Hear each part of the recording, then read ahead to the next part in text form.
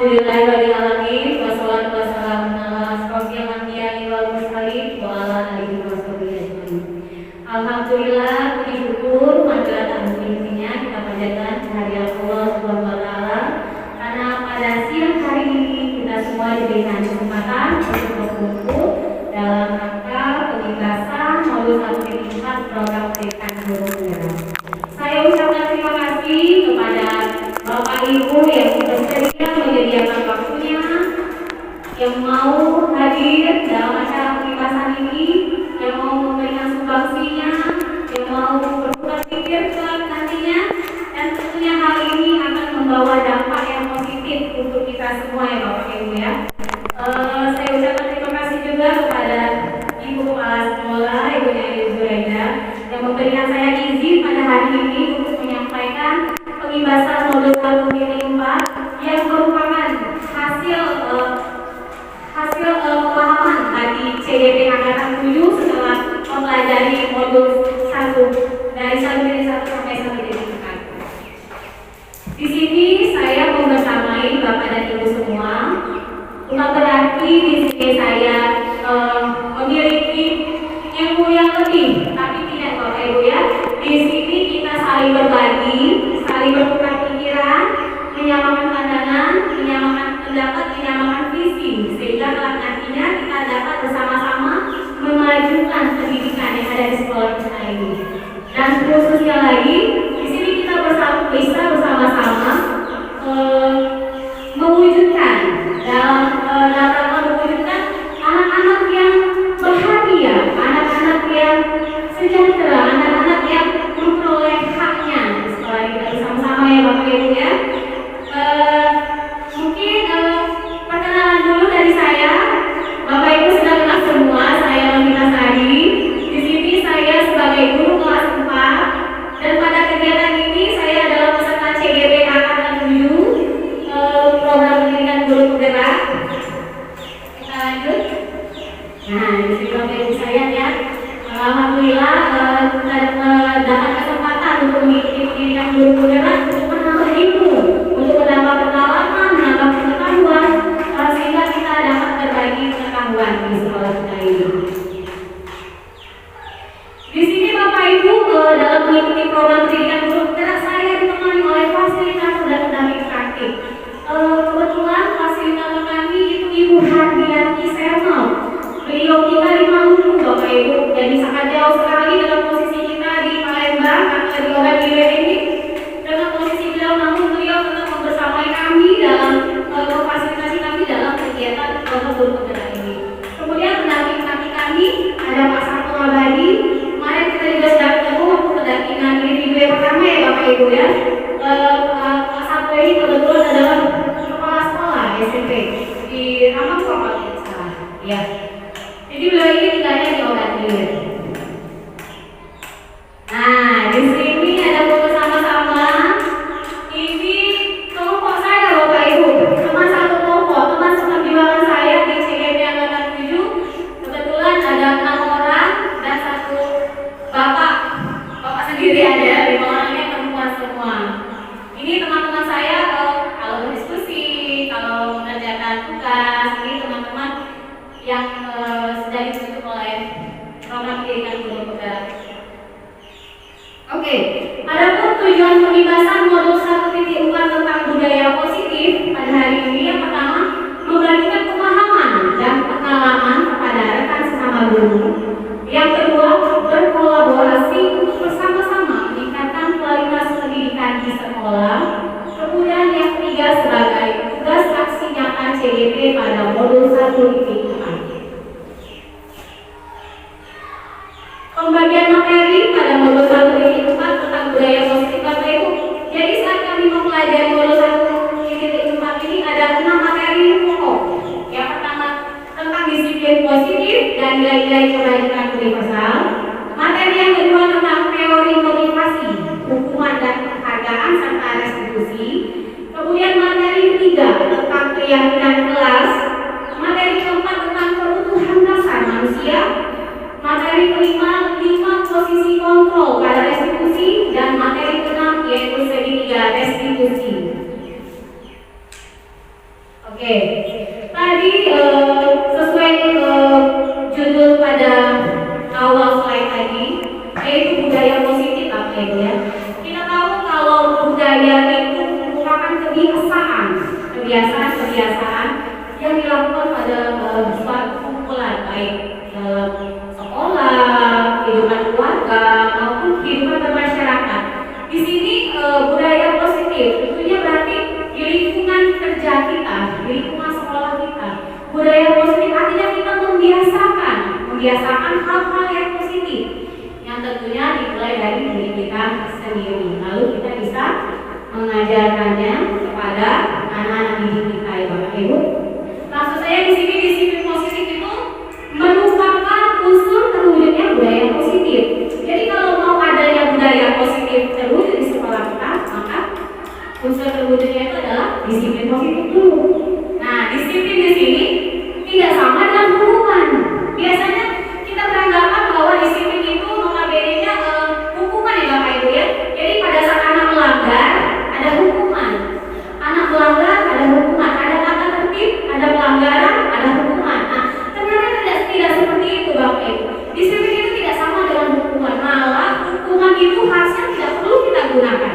Jadi mungkin kalau untuk secara secara langsung kita hindari dalam kehidupan kita, mungkin secara perlahan bisa dilakukan. Tidak serta-merta langsung bisa hilang, tapi kita bisa lakukan dengan sedikit demi sedikit mengurangi hukuman itu. Kemudian disiplin itu diharapkan muncul karena adanya motivasi internal.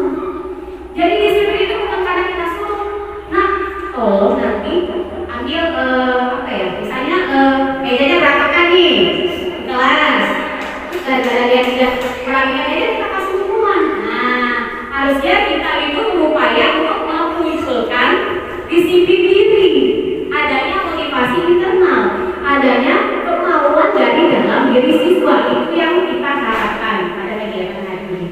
Kemudian disiplin diri itu yaitu bertanggung jawab terhadap apa yang dilakukan. Jadi bukan karena takut hukuman, tapi karena dia sadar bahwa apa yang dilakukannya itu dapat merugikan orang lain, maka dia akan bertanggung jawab terhadap apa yang sudah dilakukannya. Seperti itu Bapak Ibu ya.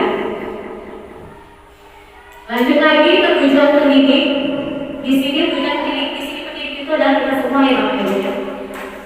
Kita memiliki tujuan menciptakan anak-anak yang memiliki disiplin diri, sehingga mereka bisa berperilaku dengan mengacu pada nilai-nilai kebajikan universal dan memiliki motivasi intrinsik, bukan ekstrinsik.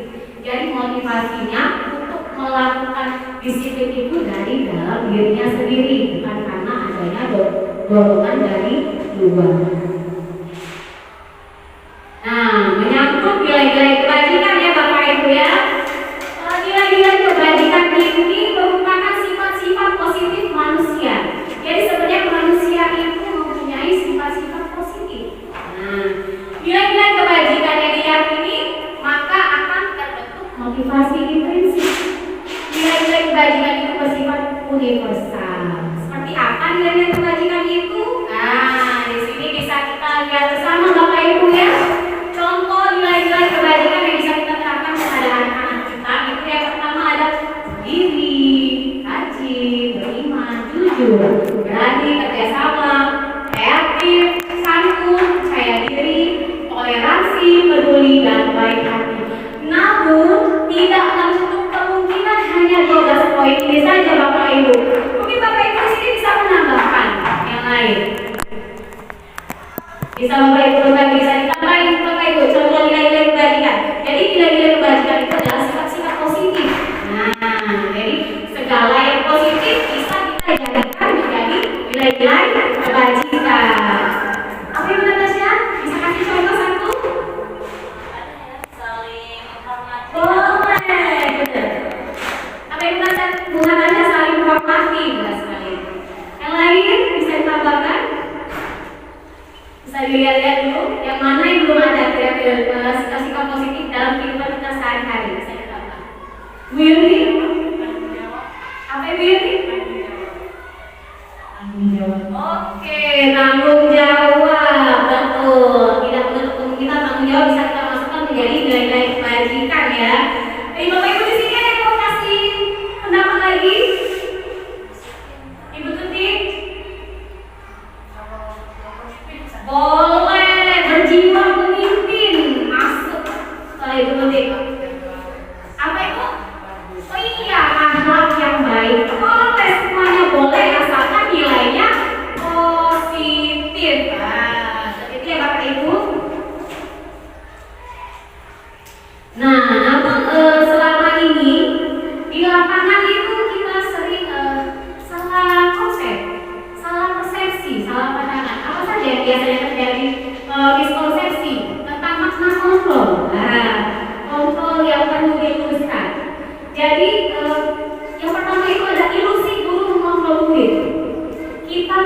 murid.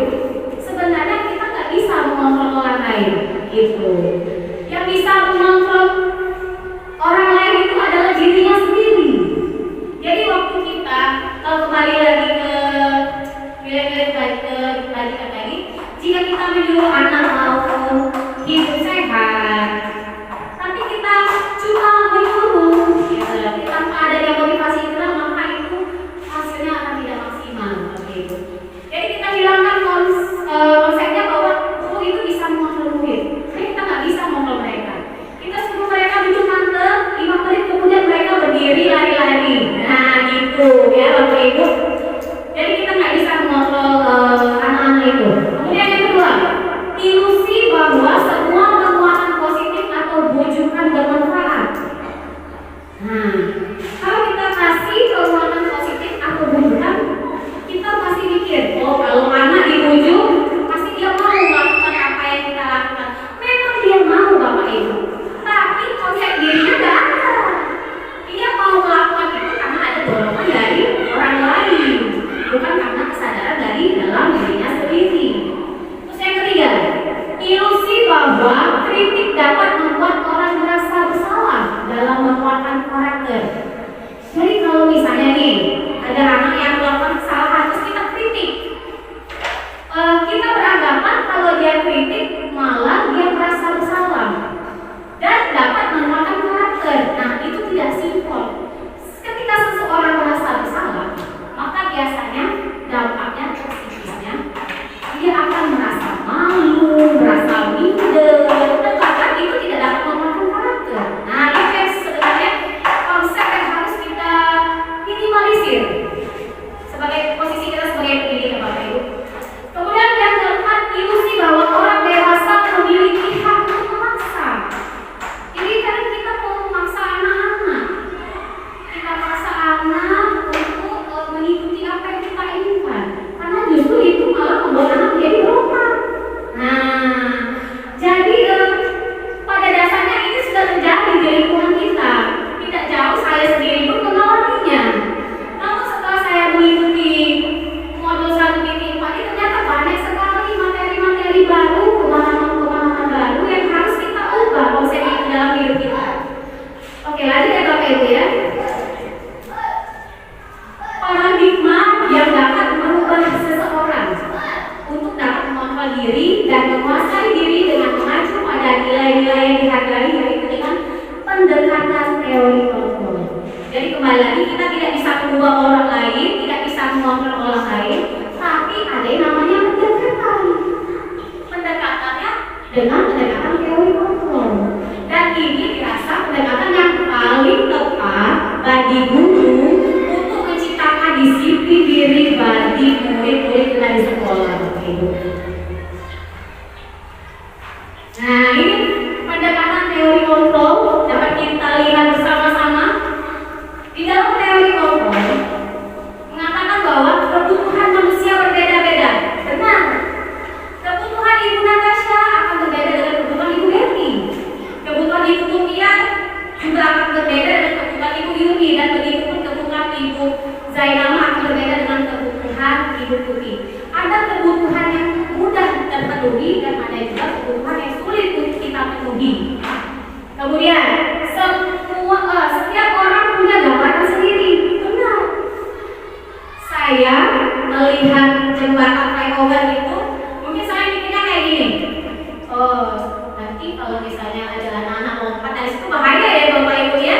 Nah itu dari mata pandang saya. Kita mungkin dari mata pandang Ibu Zainama pada saat melihat flyover, wah di situ nanti penghubung antara daerah satu ke daerah lain jadi lebih mudah. Nah itu yang membedakan pada kita ini punya perilaku yang punya gambaran sendiri terhadap sesuatu ya Bapak Ibu ya. Kemudian semua perilaku punya tujuan. Kita berperilaku ada tujuannya masing-masing. Nah, dan itu tidak bisa disamakan antara orang yang satu dengan orang lainnya. Kemudian hanya kita yang bisa mengontrol diri kita sendiri. Benar sekali Bapak Ibu. Kalau kita dikontrol orang lain rasanya menolak. Begitu pun kita mau mengontrol orang lain. Apakah orang lain mau mengikuti apa yang kita berikan? Nah, jadi hanya kita sendiri yang bisa mengontrol diri kita. Ya.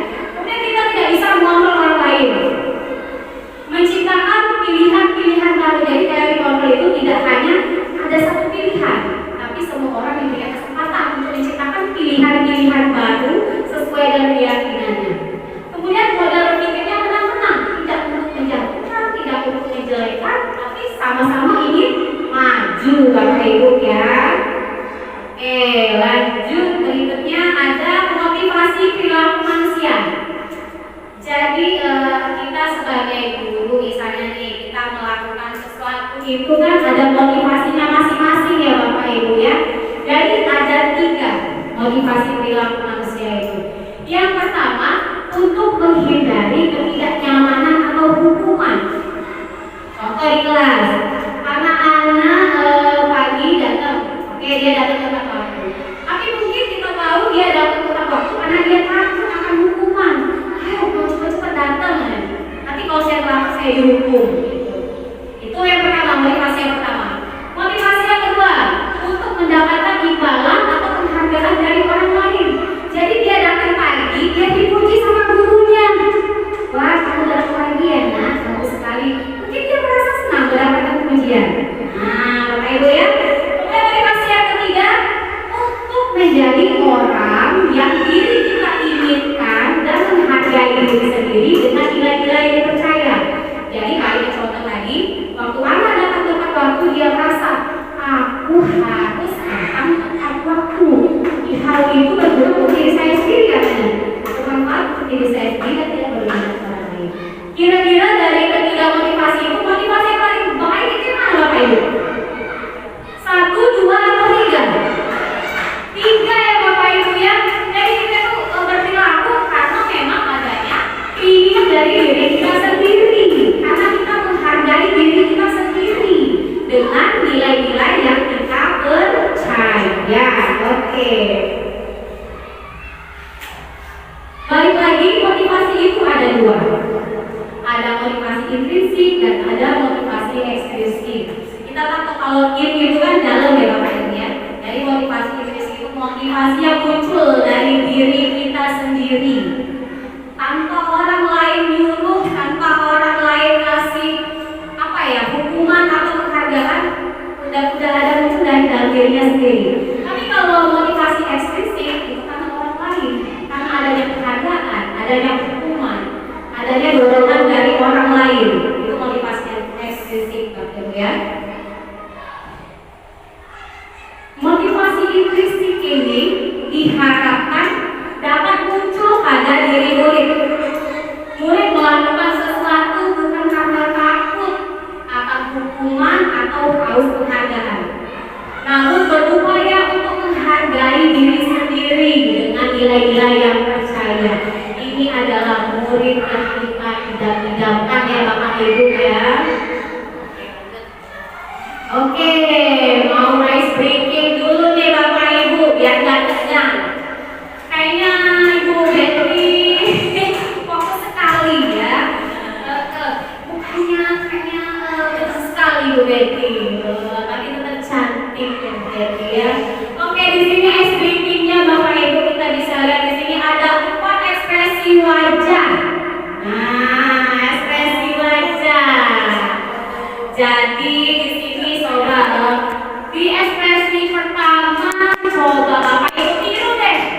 Saya kasih hitungan 3 ya. Nanti yang ekspresinya paling mirip. Oke, oh ya. Yang pertama Bapak Ibu, ekspresi yang pertama coba. Aduh, siapa ini ya?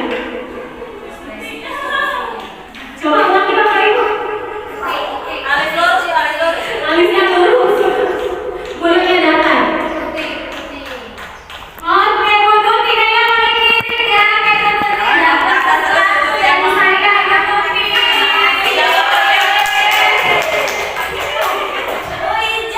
Hijau, warna favorit itu nanti.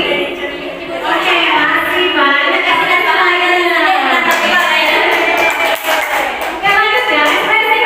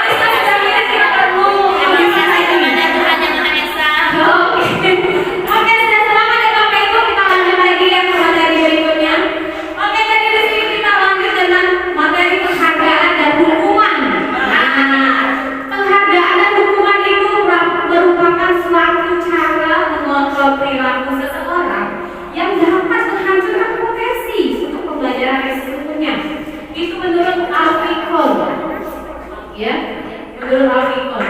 Jadi sebenarnya di sini saya juga bingung Bapak Ibu awalnya waktu membaca materi ini. Kok bisa penghargaan malah justru menghasilkan potensi? Di sini saya tertutup juga hati saya. Berarti selama ini saya ini salah persepsi, salah pandang, salah konsep. Ternyata justru semakin seseorang dikasih penghargaan, dikasih hukuman, justru menghasilkan potensi yang ada pada diri mereka. Jadi kembali lagi ke motivasi internal, motivasi intrinsik dan motivasi ekstrinsik tadi Bapak Ibu. Jadi kalau dikasih penghargaan, hukuman, motivasinya dari luar, itu.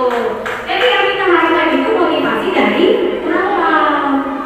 Jadi tanpa perlu penghargaan, tanpa perlu hukuman, harusnya anak-anak itu bisa melakukan sesuatu dengan baik, dengan positif, seperti itu Bapak Ibu. Lanjut ya.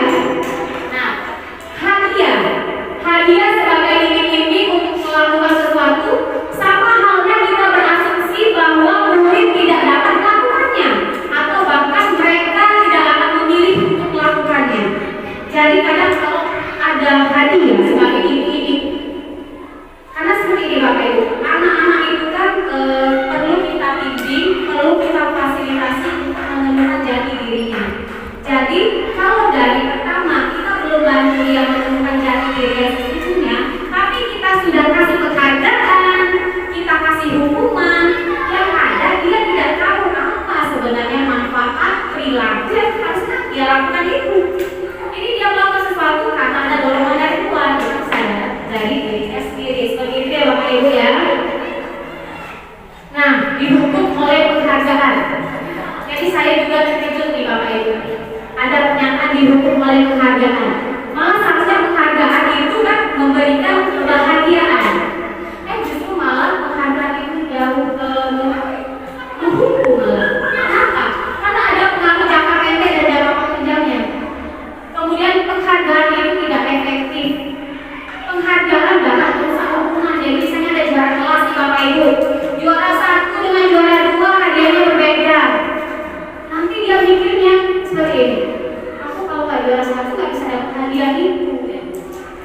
Jadi seperti ada beban, ada rasa ingin mendapatkan hadiah yang didapatkan oleh teman tadi. Jadi sehingga muncullah jarak di antara mereka. Seperti itu Bapak Ibu ya. Kemudian penghargaan mengurangi kesempatan. Jadi saya baca materi ini ada penelitian Bapak Ibu. Waktu ada perlombaan, terus diiringi lomba, malah justru anak yang awalnya menang nih, nggak tahu hadiahnya apa, dia menang lomba, menang hadiah. Kemudian ikut lomba berikutnya, hasratnya ingin menang itu karena hadiah tadi. Tapi justru hasilnya tidak semaksimal waktu dia ikut lomba yang pertama. Dan itu sudah dibuktikan oleh para peneliti yang materinya itu disampaikan pada program pendidikan guru penggerak ya Bapak Ibu ya. Luar biasa sekali bagaimana mereka menelitinya sehingga dapat terangkum menjadi materi-materi yang sangat bermanfaat bagi kita semua Bapak Ibu ya. Kemudian penghargaan itu menurunkan kualitas, mematikan kreativitas, dan penghargaan itu menghukum Bapak Ibu. Lanjut berikutnya. Balik lagi ke hukuman. Kalau dihukum, gak enak ya Bapak Ibu ya. Sama, itu dirasakan murid-murid kita. Hukuman itu malah membuat mereka tidak nyaman. Sifat yang memaksa, menyalahkan diri, konsep dirinya buruk. Hukuman dibuat oleh guru, dan hukuman itu menyakitkan. Dan jika dibandingkan dengan konsekuensi juga tidak nyaman. Tapi ada hukuman stimulus respon di dalamnya. Kemudian konsekuensi itu mendorong kepatuhan. Ada konsep diri yang baik dalam konsekuensi. Nah, dan yang membedakan lagi, kalau hukuman tadi biasanya kita yang buat, kalau konsekuensi guru dan murid bersama-sama yang buatnya. Jadi misalnya kalau anak tidak bawa buku PR, misalnya begitu ya, anak-anak tidak bawa buku PR, konsekuensinya besok kamu menulis satu halaman penuh. Karena itu nyambung Bapak Ibu ya. Dia nggak bawa buku PR, dia nggak bawa buku latihan, tapi dia dikasih hukuman. Hukumannya dia harus menulis sebanyak 1 lembar penuh. Dan itu disepakati antara antara guru dan murid sama-sama setuju dengan kesepakatan itu, sehingga itu namanya konsekuensi. Kalau hukuman tadi kita yang buat, anak-anak nggak tahu. Tiba-tiba kita kasih hukuman, anak-anak kalau nggak bawa buku lari ya 3 keliling. Menderita nggak anak-anak Bapak Ibu? Menderita ya, itu namanya hukuman. Tapi kalau konsekuensi, datang waktu pelajaran olahraga, datang terlambat disuruh pakai celana 2 keliling, masih nyapu. Karena memang pelajaran olahraga. Itu Bapak Ibu. Kemudian belajar taat peraturan kalau konsekuensi, karena ada peraturan yang tadi Bapak Ibu ya, dia belajar taat. Nah, dan yang ketiga, ada namanya restitusi. Jadi restitusi di sini menguatkan murid. Terus ada teori kontrol. Kalau dibanding konsekuensi tadi stimulus respon. Ini teorinya teori kontrol. Kemudian mendorong disiplin positif seperti yang kita bahas tadi. Konsep dirinya kuat dan dibuat oleh murid. Guru hanya memfasilitasi gitu. Anak yang menentukan sendiri. Kalau dia berperilaku yang buruk, maka dia harus bertanggung jawab atas perilakunya itu Bapak Ibu ya. Kemudian anak-anak juga belajar memecahkan masalah. Jadi bukan kita yang kasih solusi. Jadi mereka berpikir apa masalah yang solusi yang tepat untuk menyelesaikan masalah mereka. Jadi restitusi itu merupakan sebuah pendekatan untuk menciptakan disiplin positif. Balik lagi ke judul awal kita, budaya positif. Budaya positif ingin kita munculkan di lingkungan pendidikan kita, dan tentunya harus terlebih dahulu memunculkan disiplin positif. Disiplin positif akan muncul dengan adanya pendekatan restitusi yang harus Bapak Ibu mulai terapkan dalam kehidupan kita saat mengajar ya. Kemudian menurut dosen 2004, restitusi adalah proses menciptakan kondisi bagi murid untuk memperbaiki kesalahannya, sehingga mereka bisa kembali pada kelompok mereka dengan karakter yang lebih kuat. Oke, lanjut ya Bapak Ibu. Karakteristik restitusi Bapak Ibu ya. Restitusi itu bukan untuk menebus kesalahan, namun untuk belajar dari kesalahan. Restitusi dapat memperbaiki hubungan. Restitusi adalah tawaran, bukan paksaan. Restitusi menuntut untuk melihat ke dalam diri. Restitusi mencari kebutuhan dasar yang mendasari tindakan murid. Ada lagi, restitusi adalah cara yang paling baik. Restitusi fokus pada karakter, bukan tindakan. Restitusi itu menguatkan. Restitusi fokus pada solusi. Jadi bukan menyalahkan murid melakukan kesalahan. Restitusi mengembalikan murid yang salah pada kelompoknya. Jadi waktu saja kembali ke teman-temannya dan tidak merasa menjadi malu. Nah, sekarang ada yang namanya keyakinan kelas. Keyakinan kelas. Dari sana aja udah ada kata-kata yakin ya Bapak Ibu ya. Kalau yang namanya yakin berarti kita percaya Bapak Ibu. Kalau kita nggak percaya ngapain kita lakukan? Nah, di sini ada namanya keyakinan kelas. Artinya sesuatu yang kita percaya. Keyakinan merupakan nilai-nilai kebajikan. Balik ke nilai-nilai kebajikan tadi yang telah disepakati secara tersirat dan tersurat. Jadi nilai-nilai kebajikan yang positif tadi ya Bapak Ibu ya, hidup sehat, jujur, berangkat kuliah, bukan tadi ya, lagi tanggung jawab, pernah tadi. Nah itu merupakan nilai-nilai kebajikan dan itu bisa disepakati antara kita pendidik dan murid-murid di kelas kita, sehingga akan terbentuk keyakinan kelas yang kita harapkan dapat diyakini oleh murid-murid kita sebagai cara untuk menumbuhkan disiplin diri pada diri murid-murid kita Bapak Ibu. Seseorang akan lebih tergerak dan bersemangat menjalankan keyakinannya. Jadi kalau kita nggak yakin, kita nggak akan bergerak melakukan sesuatu ya Bapak Ibu ya. Kita mau pergi tapi kita nggak yakin, pasti nggak jadi pergi. Nah, sama kayak murid. Kalau dia yakin mau hidup sehat, pasti dilakukannya. Tapi kalau dia tidak yakin, apa bakal terjadi? Nah, jadinya kalau dia nggak melakukan itu karena dirinya, jadi motivasi dari luar. Karena kita suruh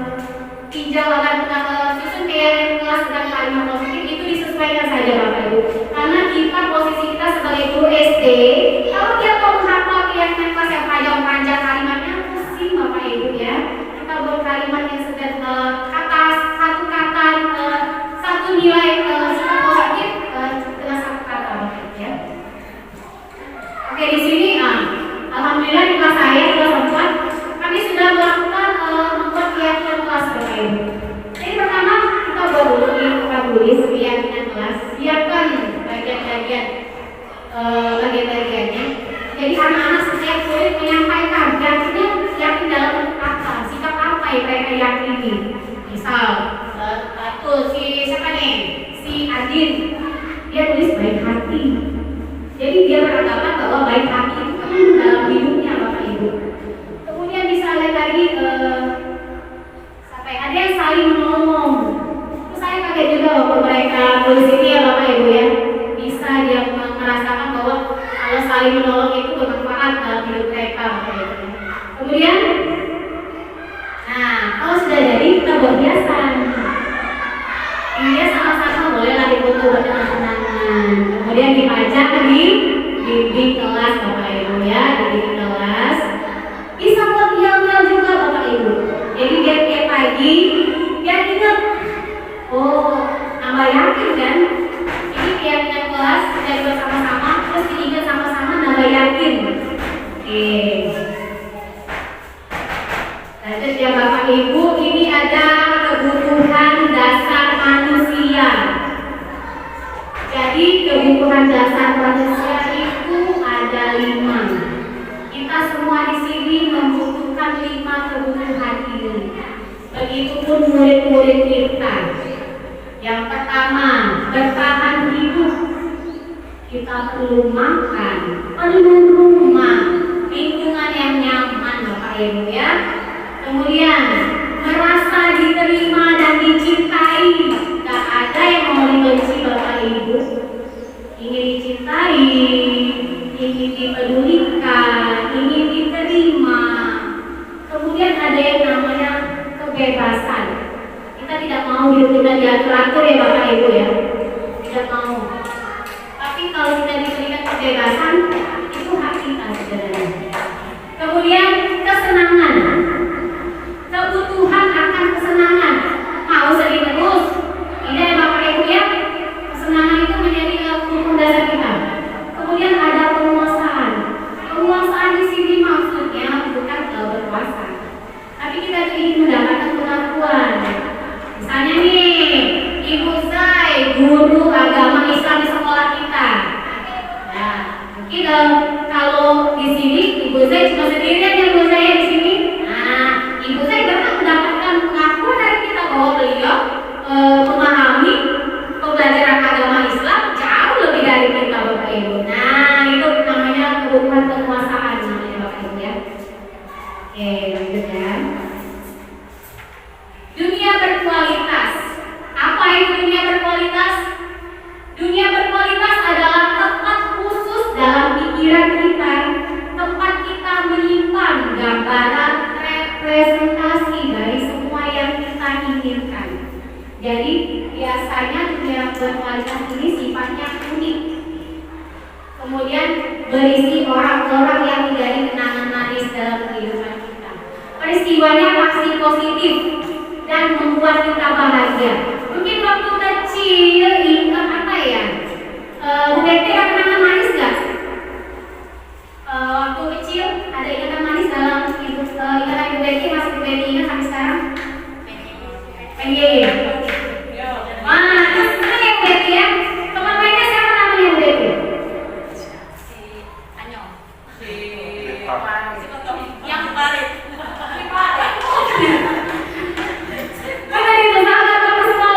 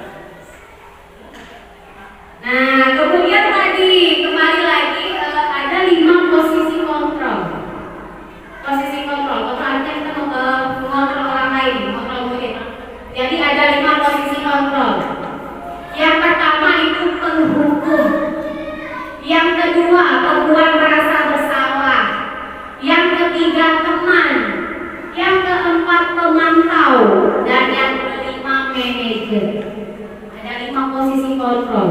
Nah, kalau kita mau mengontrol orang, mengontrol murid ada 5 posisi yang biasanya terjadi dalam dunia pendidikan. Mungkin Bapak Ibu sebelum saya lanjut materi, Ibu Tuti kira-kira posisi mana ya yang biasa Ibu Tuti lakukan di kelas? Saya kelas 3. Posisi mana Ibu Tuti? Teman. Oke. Ibu Mutia, posisi mana kira-kira? Manajer. Mantap Ibu Mutia, posisi paling tinggi. Oke. Ibu Betty, posisi mana Ibu Betty? Pemantau. Oke, bagus. Ibu Natasha, posisi mana kira-kira? Masih di posisi teman. Teman. Oke. Ibu Yuni? Manajer. Luar biasa. Ibu Zainama, posisi mana? Teman. Oke. Saya juga mengakui pada awalnya saya berada di posisi teman, Bapak Ibu ya. Kita mungkin sudah mengalami berada di posisi teman. Menjadikan anak-anak murid kita sebagai teman kita. Benar, Bapak ya. Oke, kita cek satu persatu ya. Oke, posisi penghukum. Ya, adanya hukuman fisik ataupun verbal. Sedangkan tadi hukuman nggak boleh, harus kita hilangkan dalam kehidupan kita. Menekan murid, kalau hukum itu menekan murid, murid tertekan. Bahasanya kasar, ada bicaranya tinggi, itu biasanya ciri-cirinya. Kemudian mata melotot dan tangan menuju, gitu. Itu ciri-ciri posisi penghukum ya. Hasilnya apa Bapak Ibu? Mereka justru dendam dan lebih agresif untuk melakukan sesuatu itu sampai sekarang yang disalahkan. Agresif banyak bidangnya ya Bapak Ibu ya. Kita pindah ke posisi membuat merasa bersalah. Suaranya lembut, tampak mengelas dan sedih, membuat orang lain tidak nyaman, merasa bersalah hingga rendah diri. Bu Zai, kira-kira kalau membuat merasa bersalah gimana Bu Zai ekspresinya? Ayolah nanti kalau kamu tidak belajar itu sedih. Nah gitu, dia merasa bersalah jadinya. Oh guru saya jadi sedih kalau saya nggak bagus. Nah hasilnya apa? Murid merasa bersalah, menahan perasaan Bapak Ibu ya, emosinya tertahan bisa menyakiti dirinya sendiri atau orang lain. Iya. Ini gagal Bapak Ibu, kalau berada di posisi ini kita balik di posisi gagal. Iya. Oke, kita naik level nih, naik level lagi. Posisi teman. Ibu Tuti, Bu Natasha dan saya sendiri masih menduduki posisi teman ya Bapak Ibu ya. Posisi teman itu hubungan murid dan guru terjalin baik, benar ya? Anak-anak jadi murid nih sama kita. Nada suara ramah, akrab dan bercanda terus. Anak gak takut sama kita, dia pokoknya jadi bercanda sama kita. Terus mata dan senyum lebih jenaka, senyumnya lebih ramah. Oke, guru tidak mau menyakiti murid, benar kan? Benar. Oke. Hasilnya apa hasilnya? Murid senang dan akrab dengan guru, tapi dia jadi kebergantungan sama kita. Kalau dia tidak, dia bisa jadi tidak takut sama guru lain, ya, karena dia tahu, oh saya sama Bu Natasha teman saya, gitu kan, saya akrab sama Ibu Natasha. Saya kalau di sama guru lain bisa nggak takut, karena takutnya sama Ibu Natasha doang, begitu ya. Kemudian murid kecewa jika guru tersebut tidak membantunya. Jadi kalau murid itu ada masalah terus tidak dibantu oleh Ibu Natasha, dia kecewa. Kenapa Ibu Natasha tidak membantu saya? Ada pengharapan dalam dirinya seperti itu ya Bapak Ibu ya. Naik level, oke, naik level kita posisi pemantau. Posisi pemantau dari guru baik luar biasa Ibu terbaik. Saya tahu Ibu terbaiknya adalah guru senior di sekolah kita dengan dedikasinya yang tinggi ya Bapak Ibu ya. Lalu kita jadikan motivasi untuk kita. Adanya peraturan dan konsekuensi, tetap ada peraturan, ada konsekuensi. Kemudian mengandalkan penghitungan, catatan dan data sebagai bukti. Jadi kalau anak melakukan kesalahan itu dicatat gitu. Kamu udah melakukan kesalahan ini, nggak bawa buku PN 5 kali. Hukumannya gini, tapi udah disepakati. Nah,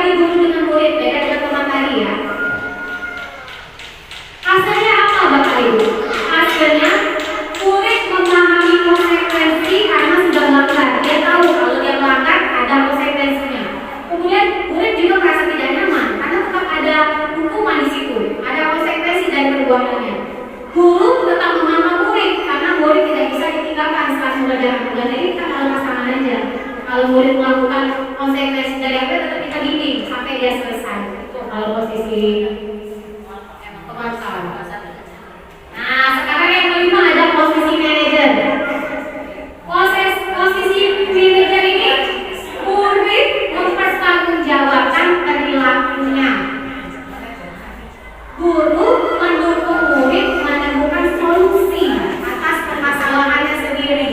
Jadi kita nggak kasih tahu, kamu tadi memukul temanmu, kamu harus minta maaf. Kita nggak boleh seperti itu. Harus biarkan muncul rasa kesadaran dari dirinya apa yang mau dia lakukan, seperti itu. Kemudian guru mengacu pada restitusi yang dapat menjadikan murid menjadi manajer bagi dirinya sendiri. Jadi nggak cuma guru jadi manajer, muridnya bisa jadi manajer untuk dirinya sendiri. Kemudian murid menganalisis kebutuhan dirinya, kenapa dia butuh seperti itu. Ibu, saya mau mendapatkan perhatian dari ibu, disampaikannya kebutuhan itu. Kemudian murid memperbaiki kesalahan yang ada. Jadi dia berupaya untuk memperbaiki kesalahan yang dibuatnya. Manajer bukan mengatur ya Bapak Ibu ya, namun membimbing murid untuk dapat mengatur dirinya sendiri. Manajer tidak memisahkan murid dari kelompoknya, jadi dia tak merasa dihindari oleh teman-temannya. Nada suara lurus, tidak kaku mendekat ke murid, tidak perlu marah dengan tingginya suara, tidak boleh juga bersedar gurau atau sedih. Mengembalikan tanggung jawab kepada murid. Hasilnya seperti apa? Hasil dari restitusi itu, murid dapat bertanggung jawab dan menemukan solusi dari permasalahannya. Murid juga merasa nyaman karena solusinya muncul dari diri dia, bukan karena diperintahkan oleh orang lain. Kemudian merasa dihargai, tidak disalahkan, meningkatkan keyakinannya untuk menjadi pribadi yang lebih baik lagi. Dan tentunya posisi ini sebagai apa tadi Bapak Ibu? Manajer ini merupakan posisi ideal. Tadi kita sebagai pendidik Bapak Ibu ya. Posisi ideal. Seorang pendidik hendaknya dapat membimbing murid menjadi pribadi yang dapat mengontrol dirinya sendiri, membantu murid untuk memunculkan motivasi intrinsik. Sehingga posisi yang ideal yang harus kita terapkan dalam mempersaling murid kita adalah sebagai seorang manajer dengan menerapkan restitusi. Kita masuk ke langkah restitusi. Gimana sih? Kita mau dapat siswa yang punya disiplin diri. Kita mau punya siswa yang bisa tanggung jawab sama dirinya sendiri. Gimana cara melakukannya? Ini nih, di segitiga restitusi. Segitiga restitusi adalah suatu proses dialog yang dijalankan oleh guru atau orang tua. Jadi untuk anak kita juga boleh kita lakukan restitusi agar dapat menghasilkan murid yang mandiri dan bertanggung jawab. Sisi segitiga restitusi ada 3. Yang pertama, menstabilkan identitas. Yang kedua, validasi tindakan yang salah. Yang ketiga, menanyakan keyakinan. Tadi kita sudah berkeyakinan. Sisi pertama, menstabilkan identitas. Membuat kesalahan adalah bagian dari proses pembelajaran. Jadi kalau ada salah, jangan langsung kita salahkan. Kita stabilkan dulu identitasnya. Kita sampaikan tidak ada manusia yang sempurna. Manusia itu sering melakukan kesalahan, itu hal yang biasa, hal yang normal Bapak Ibu ya. Kemudian berperan menggeser identitas murid dari gagal menjadi sukses. Jangan mengkritik murid yang sedang mengalami identitas gagal. Itu justru membuat dia kecil hati Bapak Ibu ya. Pertanyaannya seperti apa? Pernyataan atau pertanyaan? Membuat kesalahan sesuatu yang wajar. Begitu Bapak Ibu. Manusia tidak ada yang sempurna. Pas aja membuat kesalahan ya bisa namanya ya. Misalnya nih, pukul-pukulan si Sultan dan Jo, pukul-pukulan si Sultan yang mukul duluan. Kan jangan langsung menyalahkan si Sultan. Kita tanya dulu lah dia bilang itu apa. Terus kita bilang sama mereka, kita bisa memperbaiki ini sama-sama. Apakah saat ini kamu kenal dari orang yang baik untuk dirimu sendiri? Boleh kita tanyakan. Oh iya boleh, saya bukan orang baik nanti kalau saya seperti itu. Kemudian sisi kedua, validasi tindakan yang salah. Setiap perilaku berupaya memenuhi suatu kebutuhan tertentu, balik lagi kebutuhan dasar manusia. Dia melakukan sesuatu karena alasannya merasa ingin dicintai, merasa ingin dihargai.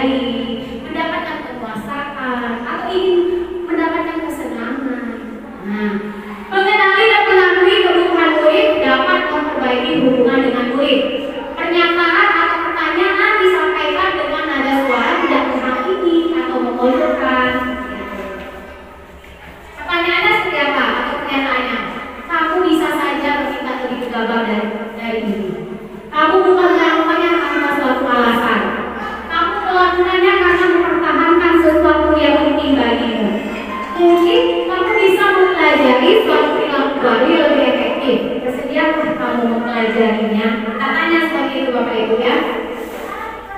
Sisi 3 menanyakan keyakinan. Saat perilaku telah divalidasi, kita udah tahu alasan dia melakukan usaha, sudah tahu.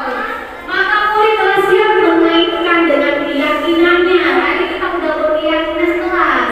Kalau dia buat salah, berarti dia melanggar keyakinan kelasnya. Kita hubungkan dengan keyakinan kelas tadi, dengan tindakannya yang salah. Pertanyaannya seperti apa? Apa yang aku yakini? Kita tanya lagi ya, dalam apa dia? Nilai-nilai apa yang telah kita sepakati? Seperti apa gambaran sebuah kelas yang ideal bagi kamu? Ditanya boleh. Kamu ingin menjadi orang yang seperti apa? Nanti dia bisa jawab sendiri dari dalam hati nuraninya. Nah, itu Bapak Ibu. Oke, lanjut ya. Nah, ada hal-hal yang perlu kita perhatikan saat menjalankan restitusi. Jadi yang pertama itu perilaku yang salah perlu dikaitkan dengan nilai-nilai atau keyakinan yang sepakati. Jadi kita udah sepakat nilai-nilai positifnya di keyakinan kelas. Terus kalau kita melanggar, nanti kita melakukan kesalahan, kita melanggar nilai-nilai keyakinan itu dikaitkan Bapak Ibu ya. Kesediaan orang yang melakukan kesalahan untuk memperbaiki masalah. Jadi kita biarkan dulu anak itu mempunyai kesediaan dari dalam hatinya untuk memperbaiki masalah. Jangan kita. Kita fasilitasi saja seperti itu. Kemudian pembacaan masalah sebisa mungkin relevan. Kalau dia salah kita kalau kancing temannya lepas kita pasang, gitu Bapak Ibu. Kalau misalnya patah mungkin bisa diganti seperti itu ya Bapak Ibu. Perlu adanya usaha perbaikan dari pihak yang berbuat kesalahan. Jadi yang salah memang harus memperbaiki diri. Kemudian perlu ditanya, kapan akan mulai dilakukan usaha untuk memperbaiki masalah itu. Jadi kasih tenggang waktu. Kalau hari ini dia merasa masih belum bisa menyelesaikan masalah, kita kasih waktu. Kemudian pertanyaan pada segitiga restitusi disesuaikan dengan ringan atau tidaknya permasalahan. Jika ringan tidak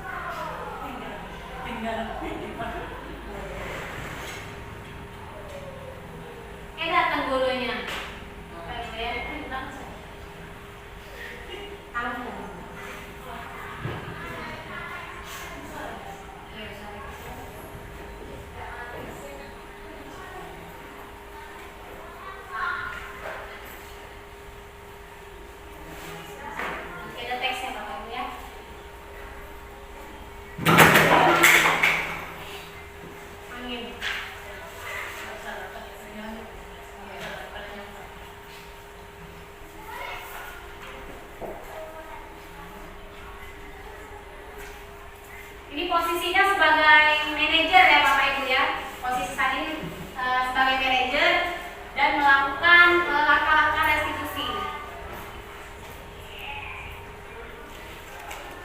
Jadi ekspresi muka tidak bercanda, tidak marah. Ya, kita cari tahu dulu latar belakangnya.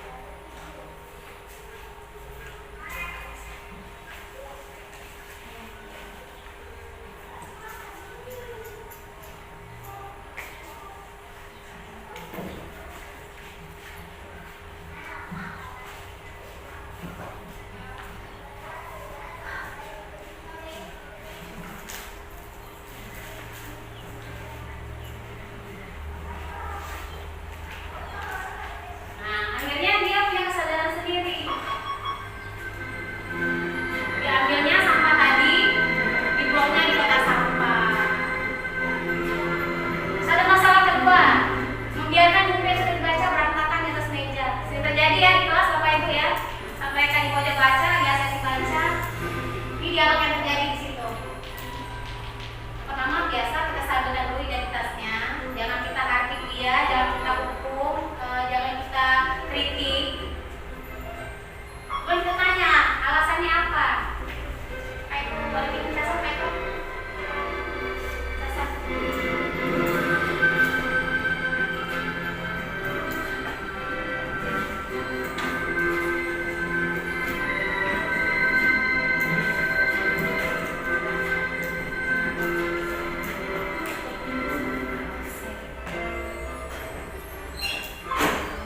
Nih Bapak Ibu ya, masih basah buku.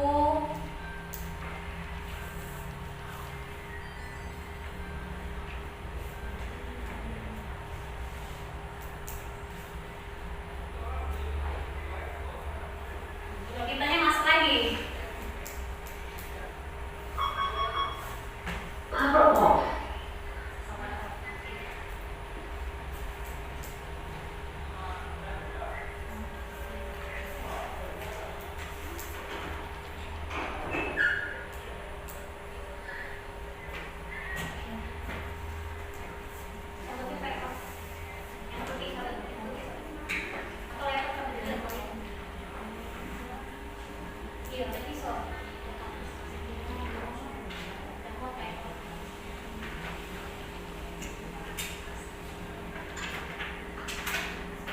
Oke, Bapak Ibu sambil disaksikan ya di tayangan ini.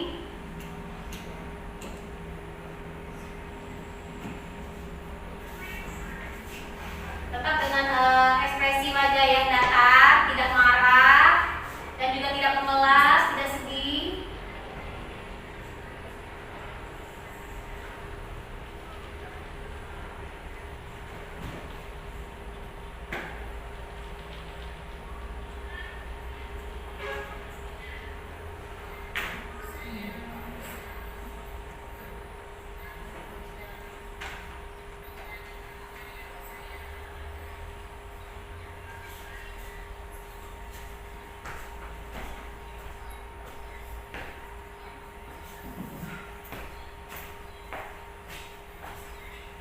The Bluetooth device is ready to pair.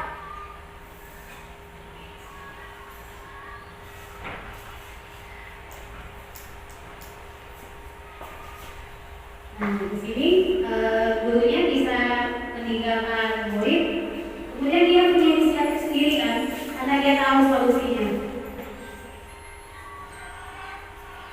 Oke.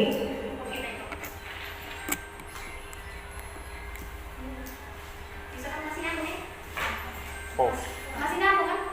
Masih nyambung biar ada kok. hampir habis. Iya. Memori. Nah, sudah. Oke, ini tanggapan murid ya Bapak Ibu saat melakukan eksekusi. Dia senang loh, ini benar ditanya. Iya Bu, emang seperti itu. Saya tidak takut jadinya. Saya lebih percaya diri. Saya bisa menyampaikan apa yang saya inginkan. Gitu. Oke. Ini tadi sudah kita lihat bersama-sama ya Bapak Ibu ya. Tetap ada kestabilan identitas, kemudian validasi tindakan yang salah, dan menanyakan keyakinan. 3 langkah itu perlu dilakukan pada saat kita melakukan restitusi.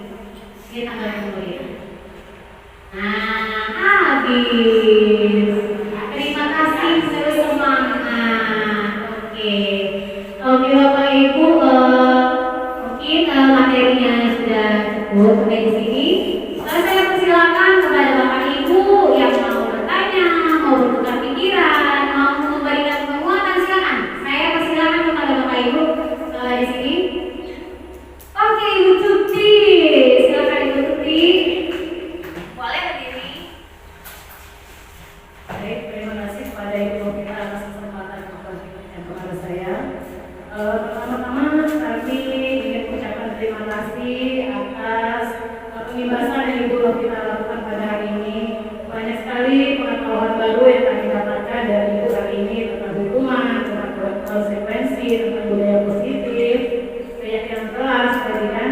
Nah, cuma di sini saya ada satu pertanyaan. Tadi kan Ibu kita menjelaskan tentang segitiga restitusi. Di situ kan untuk memecahkan masalah yang dilakukan oleh murid kita. Nah, yang ingin saya tanyakan, apakah setiap masalah yang murid kita lakukan itu harus diselesaikan dengan menerapkan 3 langkah restitusi tadi? Misalnya ada masalah ringan, apakah harus dengan segitiga restitusi juga, atau ada gimana gitu? Oke, terima kasih Bu Tuti. Tepuk tangan dulu Bapak Ibu Ibu Tuti. Oke Ibu Tuti ya, tadi Ibu Tuti bertanya katanya kalau masalahnya ringan dan ada masalah berat, kira-kira segitiga restitusi 3 langkah tadi perlu dilakukan atau tidak ya Bapak Ibu ya? Nah jadi 3 langkah restitusi tadi, yang pertama tadi saya akan katakan lagi ya Bapak Ibu ya.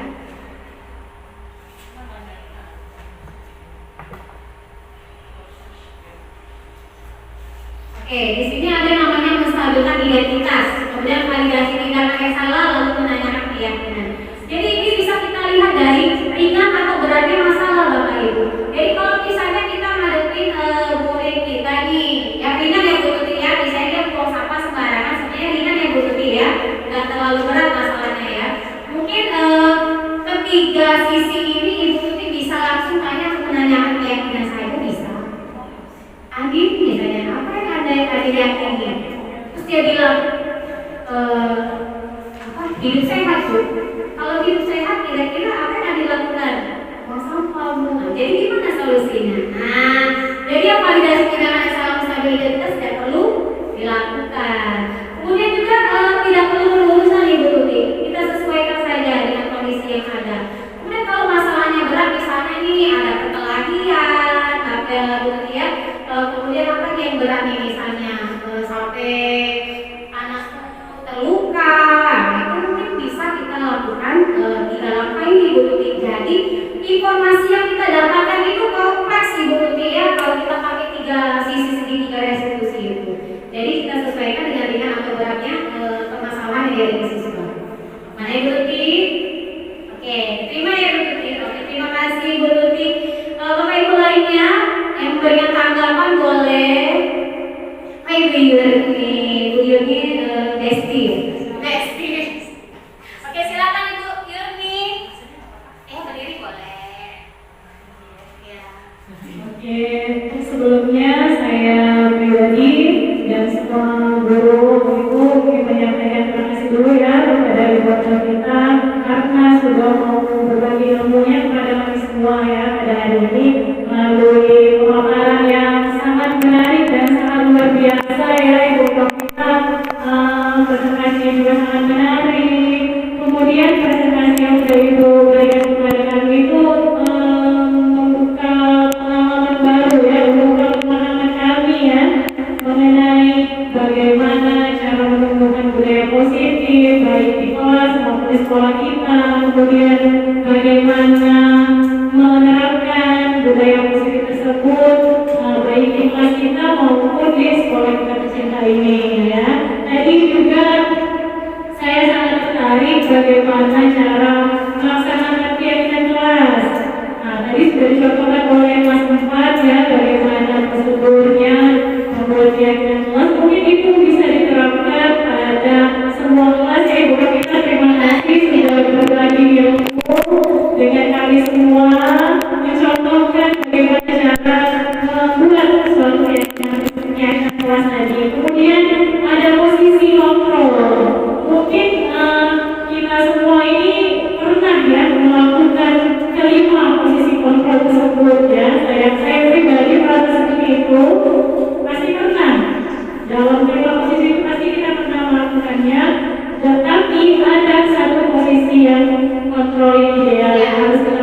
itu tadi posisi manajer yang berkenal. Iya, kemudian tadi ada menerapkan CPR diskusi. Jadi kita bisa terapkan itu ketika kita ingin menyelesaikan permasalahan atau sesuatu yang terjadi kepada anak didik kita. Ya. Terima kasih banyak untuk Ibu Laura semuanya boleh saya beri kepada kami semua. Oke, terima kasih Bu Yuni. Kasih ya. Yes.